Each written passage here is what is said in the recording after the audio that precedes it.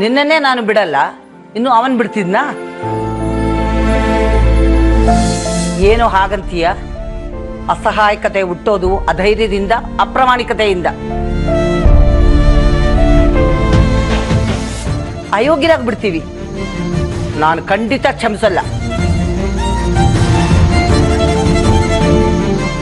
ನಿನ್ನ ಪರ್ಸನಲ್ ಅಕೌಂಟ್ನಿಂದ ಕೊಟ್ಟ 50,000 ಬಗ್ಗೆ ಹೇಳಲೇ ಇಲ್ಲ, ಗೊತ್ತಾ? ಯಾವ ವಿಷಯನೂ ಮುಚ್ಚಿಡಬಾರ್ದು ಸರ್. ಅದು ಯಾವಾಗ ಹೊರಗೆ ಬರುತ್ತೋ ಆ ಕಷ್ಟ ಆಗುತ್ತೆ.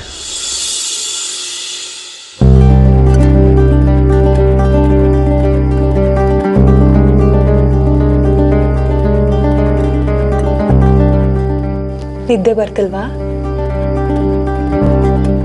ಇಲ್ಲ. ಇನ್ನೂ ತಲೆನೋವ್ತಿದ್ಯಾ? ಇಲ್ಲ. ಮತ್ತ್ಯಾಕೆ ಒಂಥರ ಇದ್ದಾನೆ ನನ್ನ ರಾಜ್ಕುಮಾರ? ಹೊಟ್ಟೆ ಒಳಗೇನಾದ್ರೂ ಗುಟ್ ಬಚ್ಚಿಟ್ಕೊಂಡಿದ್ರೆ ನಿದ್ರಾದವಿ ಮುನ್ಸ್ಕೊಂಡು ಹತ್ರನೂ ಬರಲ್ಲಂತೆ, ಅಪ್ಪ ಹೇಳಿದ್ರು.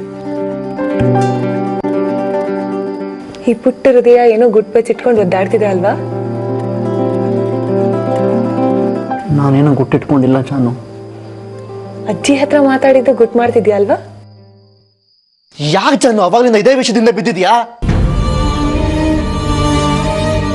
ನೀನ್ ನಿದ್ದೆ ಇಲ್ದೆ ಒದ್ದಾಡ್ತಿರೋದು ನನ್ನ ಕೈಲಿ ನೋಡಕ್ ಆಗ್ತಿಲ್ಲ.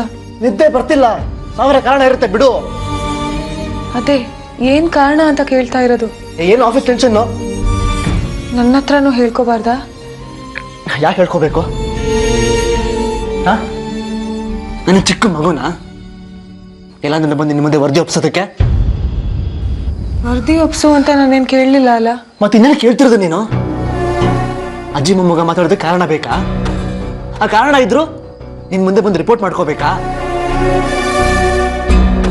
ಜಾನು, ನೀನು ಸೆನ್ಸಿಬಲ್ ಹುಡುಗಿ, ಅರ್ಥ ಮಾಡ್ಕೋಬೇಕು. ಅದು ಬಿಟ್ಟು ಆವಾಗಿಂದ ಒಂದೇ ಸುಮ್ಮನೆ ಪೀಡಿಸ್ತಿದ್ಯಾ. ಏನ್ ಮಾತಾಡಿದ್ರಿ ಅಂತ. ನಾನು ನಿನಗೆ ಪೀಡಿಸ್ತಾ ಇದ್ದೀನ? ಬರೀ ಪೀಡಿಸ್ತಿಲ್ಲ, ಹಕ್ ಚಲಾಸ್ತಿದ್ಯಾ ಜಾನು ನೀನು. ಇಲ್ಲ ಶ್ರೀ, ಗಂಡ ಅನ್ನೋ ಸಲಿಗೆಯಿಂದ ಕೇಳ್ದೆ ಅಷ್ಟೇ. ಆ ಸಲಿಗೆ ಒಂದು ಲಿಮಿಟ್ ಅಲ್ಲಿ ಇರ್ಬೇಕು. ಅದು ಬಿಟ್ಟು ಹಿಂಸೆ ಕೊಡ್ತಿದ್ಯಾ ನೀನು. Please try to understand, okay? ನಿಮ್ ತಂದೆ ಮನೆ ಕಷ್ಟಗಳು 1000 ಇರುತ್ತೆ. ಅದರಲ್ಲಿ ನಾನು ಇಂಟರ್ಫಿಯರ್ ಆಗೋದಕ್ಕೆ ಬಂದ್ರೆ ನಿಂಗೆ ಇಷ್ಟ ಆಗುತ್ತಾ? ಮುಲಾಜಿಲ್ದೆ ಹೇಳ್ತೀಯಾ ಇದು ನಾನೇ ಹ್ಯಾಂಡಲ್ ಮಾಡ್ತೀನಿ ಅಂತ? ಹೇಳ್ದೋ ಇಲ್ವೋ?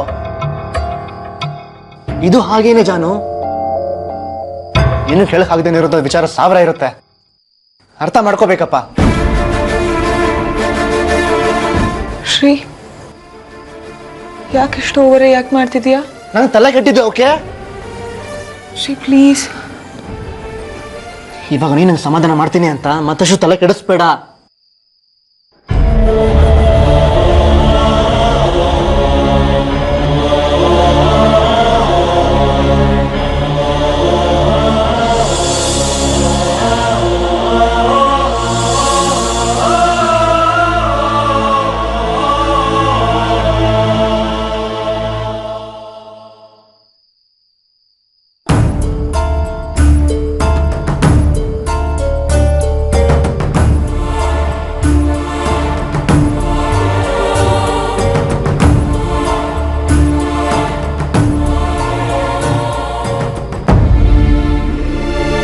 ಶ್ರೀ,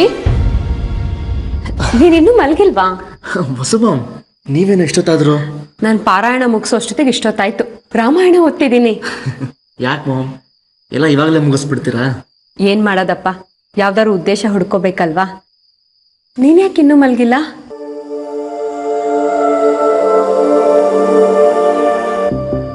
ಯಾಕೋ ಬೇಜಾರಲ್ಲಿದ್ಯಾ?